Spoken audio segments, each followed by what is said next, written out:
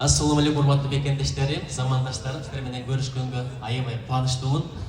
Башында бир суранып коеюнчу, ордуңуздардан бир туруп анан отуруңуздарчы. Мен мынткен туруңуздар.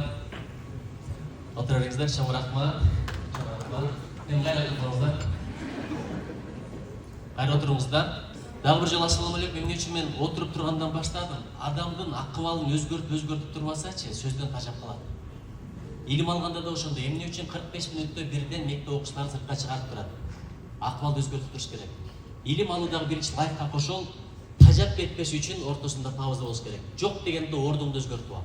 Экзаменин алдында эртеден кечке бир жерде отуруп алып окуп бере турган болсоң, тажап кетесиң. Адам бир түрлүктөн тажап калат.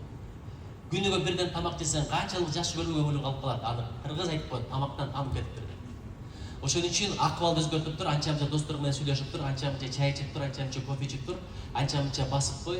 Бул дененин кыймылы менен акылдын кыймылы аралашып туруш керек. Мен жакында умрага барып келдим, бир нерсени байкадым. Таваф деп коет, баргандар билет. 7 жолу айланасың, 7 жолу айлангандан кийин 2 рекет таваф намазын окушуң керек экен. Бул деген сөз басып бүткөндөн кийин урухты ишке салат экенсиң.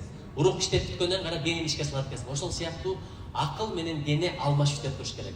Анын арасында урухты да иштеп тургула. Жаратканга кайрылып, тобо кылып, шүгүр кылып, анча-мынча катар кеткизсеңер ошол үчүн Жараткандан кечирим сурап, бул өтө маанилүү нерсе. Арагыла асман, жер, жылдыз, планеттер айланып атат, бул дүйнө бар. Биздин кан айланып атат, биз тирүүбүз. Ошол сыяктуу адамзат азыр айланган заман. Ким айланбаса утулат.